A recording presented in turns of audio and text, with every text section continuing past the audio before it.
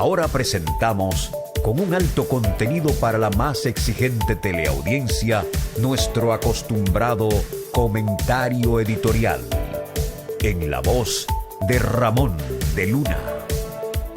Mi comentario de hoy lo he titulado Sometido a grandes pruebas, y me refiero a los grandes problemas que ha debido enfrentar el novel presidente de la República, porque fue la primera vez que optó por la presidencia, don Luis Abinader. La pandemia, un fenómeno atmosférico, bueno, y una serie de cosas que ha debido él estar al frente de una forma valiente, diría. Y comienza diciendo lo siguiente: observando con ojo crítico el accionar del ciudadano presidente Luis Rodolfo Abinader Corona en estos 3 años en que ejerce como tal, y ver las rigurosas pruebas a que las circunstancias lo han sometido, hemos terminado de creer que muy pocos de los dominicanos que han ejercido como tales se han visto obligados a demostrar esa gran capacidad gerencial que él, a nuestro juicio, ha enseñado. No debemos olvidar que asume la presidencia de la República cuando la población mundial prácticamente rodeada por el virus de la COVID-19. El país entonces se vio precisado a realizar apresuradas diligencias para reservar con los laboratorios más conocidos que anunciaban al mundo la vacuna para enfrentar lo que poco a poco degeneró en pandemia. Algunos exigían pago adelantado, excepto China Popular, que nos sorprendió al facilitarnos con prontitud la vacuna, al tiempo también de regalarnos millones de mascarillas e hipodérmicas. El mandatario, para colmo de males, encuentra unas arcas vacías, por lo que se ve precisado a lograr los odiosos préstamos que contribuyeron a que la deuda que ya el país había acumulado por la enorme cantidad de préstamos hechos en gobiernos anteriores aumentase significativamente. Un fenómeno atmosférico causó también enormes daños a la agricultura por la destrucción de caminos, carreteras y puentes, y para colmo se ve precisado a abogar por Haití en los foros internacionales, desdichado pueblo explotado por los ciudadanos más ricos, por lo que hoy se considera un estado fallido, pues allí en Haití no existe un gobierno elegido por el pueblo, no existe la justicia ni otras instituciones como ejército y policía. En Haití, como todo el mundo sabe, quienes gobiernan con grupos de facinerosos y matones que asaltan, secuestran y cometen todo tipo de fechorías, por lo que hoy es un pueblo en desbandada, sin ley, orden e institucionalidad.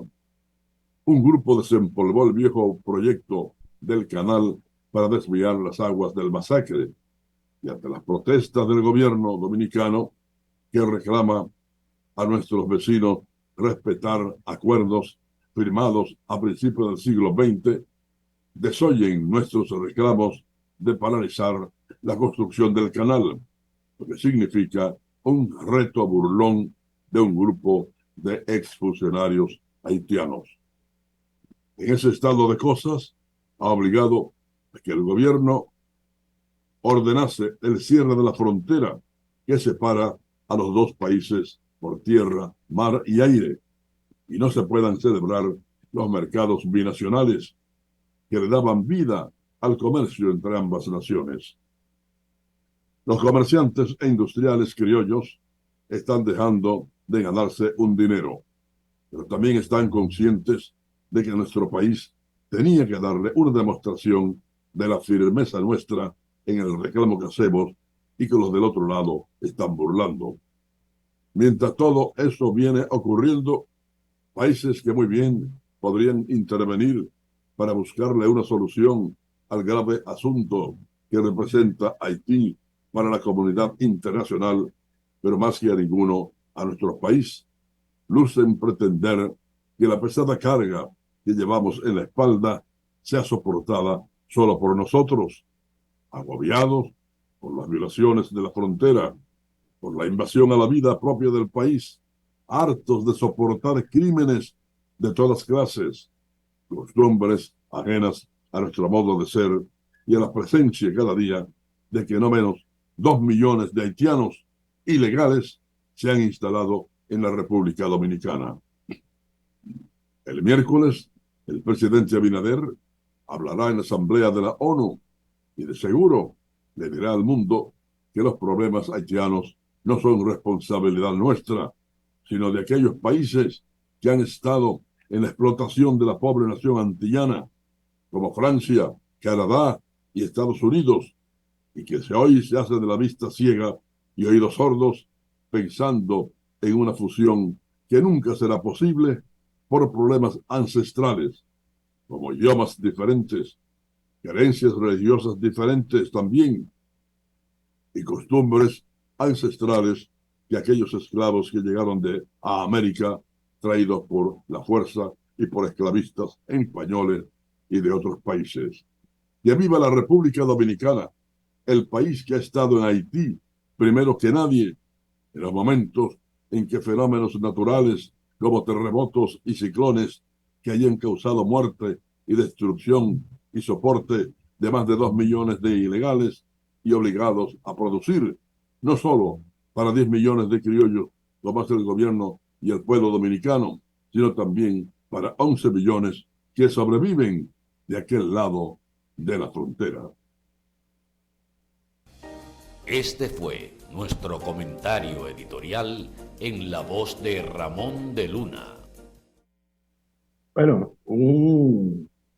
unos 22 vehículos resultaron afectados tras un incendio registrado anoche en el parqueo de un complejo habitacional ubicado en el sector El Dorado, al nordeste de esta provincia de Santiago.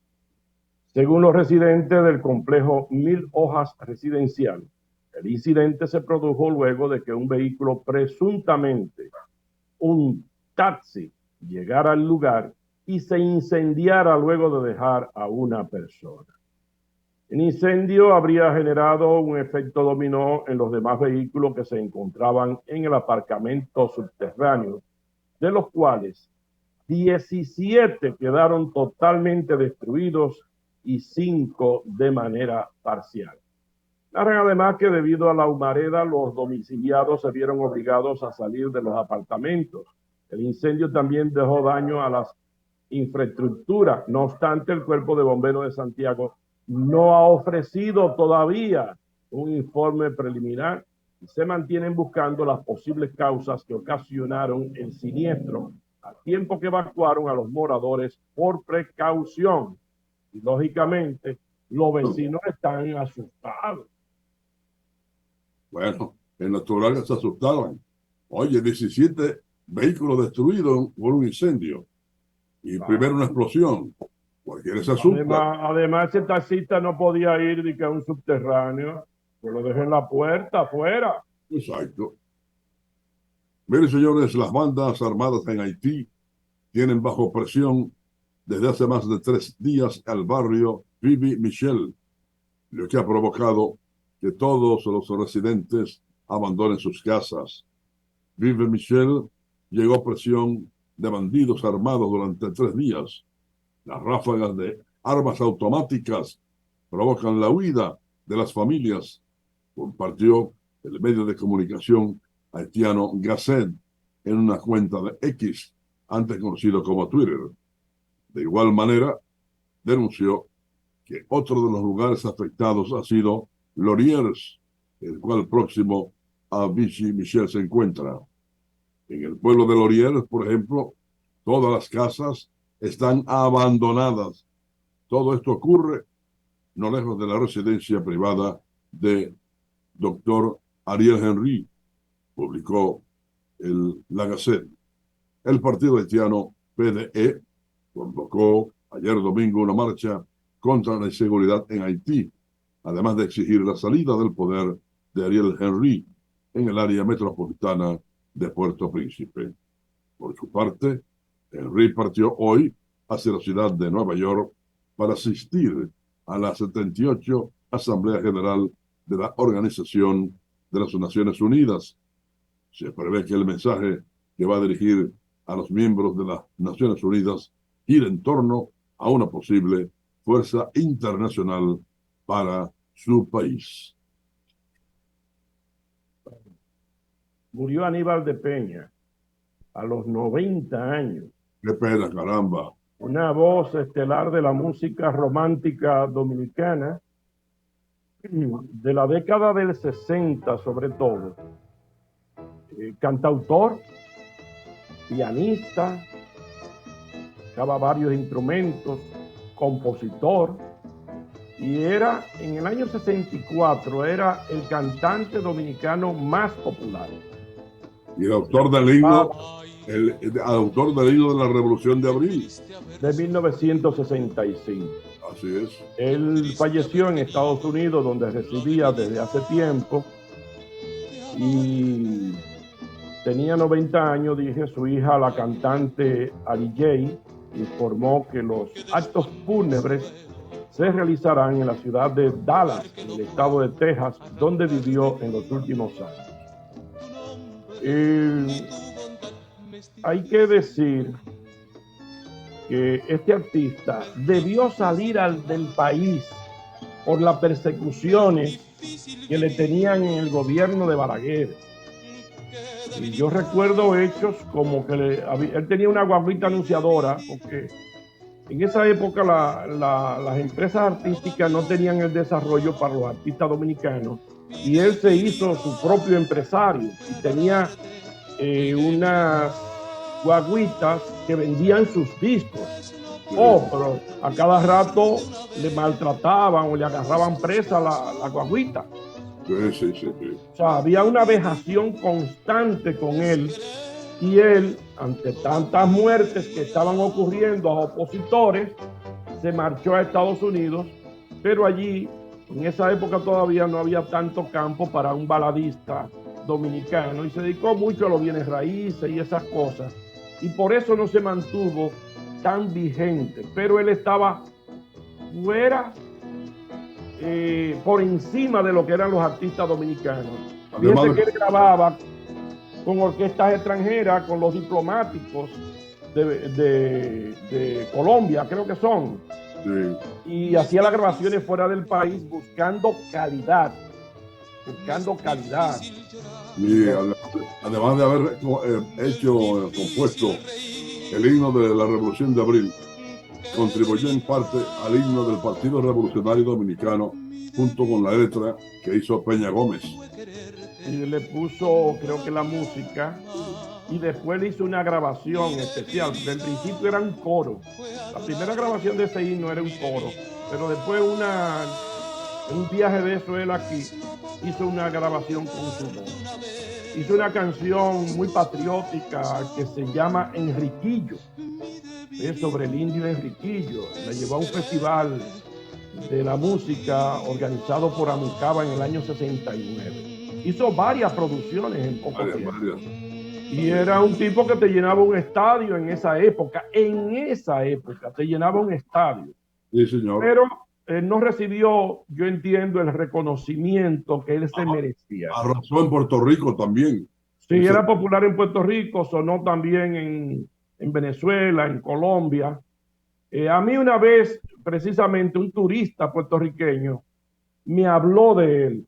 En principio él no se sabía el nombre y hablaba de un artista dominicano muy bueno, y después alguien, hablando de política, mencionó a Washington de Peña, el hermano. Sí. Y dijo, ese es el cantante. Y digo, no, Aníbal de Peña es el hermano. Sí. Era loco ese puertorriqueño con Aníbal de Peña. Señores, la canción Mi Debilidad es un himno. Eso acabó mi debilidad. Sí. Ese tiempo. Miren, el Papa Pío XII estaba al corriente del Holocausto, el genocidio de la Alemania nazi contra los judíos de Europa durante la Segunda Guerra Mundial. Informó el sábado pasado la lectura, suplemento del diario Corriere della Sera en Italia. Así lo confirma una misiva fechada el 14 de diciembre de 1942, que el jesuita alemán Lothar Koenig envió a Robert Leiber, secretario personal del Sumo Pontífice, y que ha sido descubierta por el archivero vaticano Giovanni Cocco. En la misiva se explica que en el crematorio del Escuadrón de Protección SS, por sus siglas en alemán, del campo de concentración de Belzig, situado en la Polonia ocupada por los alemanes, morían cada día hasta 6.000 hombres, principalmente polacos y judíos. Cocco, que concedió una entrevista al diario italiano, asegura que este documento representa el único testimonio de una correspondencia que tenía que alimentarse y prolongarse en el tiempo, constituyendo una prueba fundamental de la existencia de un flujo de noticias sobre los crímenes nazis que llegó a la Santa Sede en el transcurso de dicho genocidio. El silencio de Pío XII sobre las atrocidades cometidas por el Tercer Reich ha sido durante mucho tiempo objeto de acalorados debates entre los partidarios y detractores de quien estuvo al frente de la Iglesia Católica entre 1939 y 1958. Bueno, vamos a ver este hallazgo de la policía de La Vega, que encontró en un solar baldío una persona sin signos vitales, una mujer. Vamos a ver cómo informan sobre este hecho. Se presentó a la localidad del sector San Antonio, especialmente en un solar baldío, en las inmediaciones de la avenida Pedro A. Rivera, donde fue encontrada sin signos vitales una mujer en proceso de identificación, a quienes moradores del lugar identifican como Mariel. Al lugar se presentó el médico forense, quien se reservó la causa del fallecimiento y hasta el momento la calificó como indeterminada. Miembros de la Fiscalía y técnicos de la Policía Científica realizaron el procedimiento correspondiente para este tipo de casos, mientras que la policía tiene un sospechoso ya identificado y se realizan los procedimientos correspondientes para que sea autorizada por parte de la jurisdicción judicial de esta ciudad de La Vega la orden de arresto correspondiente. La Policía Nacional en esta ciudad de La Vega continuará dando respuesta a estos hechos que, aunque son de violencia generados por conflictos sociales, pues nuestros agentes cabalmente continúan trabajando para dar respuesta y apresar a los responsables de estos crímenes ocurridos en esta localidad.